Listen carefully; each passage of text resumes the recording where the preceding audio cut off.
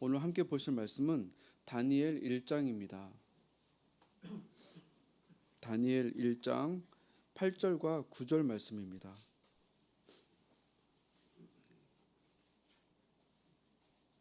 함께 읽도록 하겠습니다. 다니엘은 뜻을 정하여 왕의 음식과 그가 마시는 포도주로 자기를 더럽히지 아니하리라 하고 자기를 더럽히지 아니하도록 환관장에게 구하니 하나님이 다니엘로 하여금 환장의 은혜와 국류를 얻게 하신지라. 아멘. 오늘 통독할 말씀은 다니엘 1장부터 4장까지의 말씀입니다. 다니엘은 BC 605년 여호와김 왕 때 1차 포로로 바벨론에 잡혀갔던 선지자입니다. 이후 BC 586년 시드기야 왕 때 남유다가 멸망되어서 모든 소망과 믿음마저 사라진 듯한 포로 시대였음에도 불구하고 하나님 앞에서 신실한 종의 모습을 조금도 흔들림 없이 지켜낸 신앙인이었습니다. 타락한 백성들 그리고 엄중한 심판 가운데에서도 하나님께서는 다니엘과 세 친구들과 같이 당신이 택하신 신실한 종들을 통해서 하나님의 돌보심이 여전히 지속되고 있다는 것을 또한 깨닫게 해주십니다. 1장에서는 다니엘과 그 동료들이 왕실의 제사 음식을 거부하면서 하나님 앞에서 거룩함과 신실함을 지켜나가는 모습을 보여줍니다. 2장과 4장에서는 느부갓네살 왕의 두 차례의 꿈 해석에 대한 내용이 나옵니다. 그리고 그 사이 3장에서는 자주 들어보셨을 느부갓네살의 금신상 숭배 거부로 인해서 다니엘의 세 친구들이 풀무불 처형을 당하지만 하나님께서 구원해 주시는 이야기가 나옵니다. 오늘 함께 살펴볼 말씀은 1장에 나오는 다니엘의 하나님을 향한 일사각오에 대한 말씀입니다. 지금과 같이 하나님을 언제 어디서든 마음껏 경배하며 예배할 수 있는 시대이지만 우리에게 이와 같은 일사각오의 신앙이 있는지 되돌아보게 해주시는 말씀 같습니다. 어쩌면 과거 핍박의 시대보다 영적으로 더욱 치열한 도전이 밀려오는 요즘 시대인지도 모르겠습니다. 당시 그 모든 혜택과 특권마저도 아무렇지도 않게 여기며 하나님 앞에서 신실한 신앙의 모습을 지킨 그 다니엘과 세 친구 그 마음이 지금 또 절실한 것 같습니다. 오늘 본문이 있는 1장을 보면 다니엘과 세 친구들은 바벨론 제국의 관리 후보로 발탁되어서 교육을 받는 과정에 들어가게 됩니다. 이것은 포로 신분에서 다양한 특권과 혜택이 주어지는 고위직으로 신분이 상승하는 것을 뜻합니다. 아주 귀중한 기회이죠. 여러 민족 가운데 뽑힌 여러 교육생들과의 치열한 경쟁이 예고되는 상황인 것입니다. 이런 상황에서 하나님 앞에서 순결함을 지키기 위해서 세상의 모든 안위와 성공의 기회를 내려놓는 것입니다. 다니엘과 세 친구들이 중요하게 바라본 것은 신앙적인 정결함을 지키느냐 지키지 못하느냐에 있었습니다. 따라서 다시 설령 포로로 돌아간다 할지라도 우상에게 바쳐졌던 제물 그리고 포도주를 마시면서 하나님께서 주신 율법을 어기는 것을 용납하지 못했던 것입니다. 물론 신약 시대에 이르러서는 사도 바울이 고백한 것과 같이 입으로 들어간 것이 우리를 더럽게 할 수 없음을 우리는 볼 수 있습니다. 고기를 씹어 먹을 수 있는 신앙이 있다면 어느 음식이든지 거리낌이 될 수 없는 것입니다.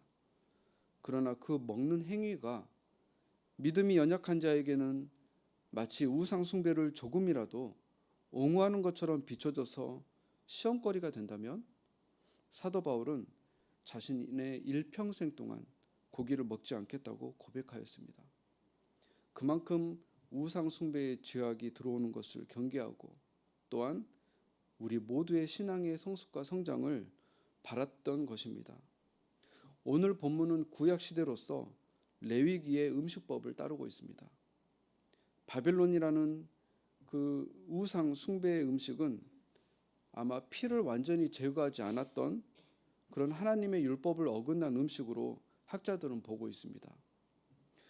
오늘 본문에서 좀 더 살펴보고자 하는 부분은 이로 인해서 다니엘과 세 친구들이 감수해야 했던 부분입니다. 그들이 내려놓는 것은 그 당시 쉽게 찾아오지 못하는 그런 출세의 자리였습니다. 현실의 어려움을 단번에 해결해 줄 수 있는 온갖 혜택과 특권을 포기하는 것이었습니다. 또한 왕의 명령을 거부하는 것으로서 어쩌면 죽임까지 당할 수 있는 위험도 있었습니다. 그 모든 안녕과 평안을 넘어서서 죽음마저도 받아들이겠다는 신앙의 결단이었습니다. 이런 바벨론 문화에 동화시키려는 세상의 도전은 지금 또 계속되는 것 같습니다. 주님의 자녀들로 하여금 끊임없이 세상 문화에 동화시키려고 하고 있습니다. 성공주의, 물량주의, 외모 지상주의, 개인주의 등 이런 세속적인 가치관들이 다양한 매체들, 영화나 드라마, 그리고 다양한 아이들이 좋아하는 게임이나 웹툰, 여러 매체들을 통해서 우리 기성세대뿐만 아니라 우리 어린 자녀들에게까지 굉장히 강력하게 밀려오고 있는 것들을 보게 됩니다. 혼자 사는 세상이 마치 부러운 세상인 것처럼 매체는 보여줍니다. 한 번뿐인 인생, 나를 위해서 즐기며 살자는 욜로, 수입은 2배이지만 아기는 낳지 않겠다는 딩크족, 자신의 재산이나 자산, 외모를 위해서 소비를 과시하는 플렉스 문화 등이 그렇습니다. 중고등학교 올라갈수록 또한 입시철이 되면 많은 믿는 자녀들조차 예배 자리에서 멀어지기도 합니다. 생명이 위협이 없기 때문에 더더욱 무방비 상태로 동화되는 것 같습니다. 하나님을 사랑하는 것보다 자신을 더 사랑하는 문화들입니다. 이런 문화 속에서 하나님의 뜻을 우직하게 따라가는 다니엘과 세 친구들과 같은 그 신실함은 지금 시대에도 너무도 귀한 것 같습니다. 이러한 그들에게 하나님께서 은혜를 베풀어 주시는 모습을 또한 볼 수 있는데요. 본문 9절 말씀을 다시 한번 함께 읽어보도록 하겠습니다. 하나님이 다니엘로 하여금 환관장에게 은혜와 긍휼을 얻게 하신지라. 말씀을 정리하겠습니다. 우리가 마지막 때에 하나님 앞에서 신앙의 순결함을 지키며 나아가려고 할 때 우리에게 이런 하나님의 은혜와 긍휼하심이 있기를 소망합니다. 이 땅은 잠시 왔다가는 나그네 길이기 때문입니다. 사도 바울 역시 위의 것을 생각하라며 주의 자녀들에게 권면하고 있습니다.